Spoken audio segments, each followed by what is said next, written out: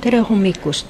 Täna on Eesti kohal jahedama parasvöötme õhu ja Venemaa ning ka Balti riikide kohal oleva kuuma õhu piir.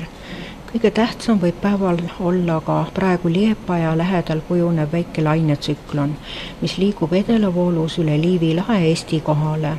Juba hommikul näitas äikesedetektor laialdast äikesekollet Läti rannikul ja Kuramaal. Arvutuste kohaselt liiguvad äikesepilved Lõuna- ja Kesk-Eesti kohale pärastlõunal. Äikese esinemise tõenäosus on 70–90%.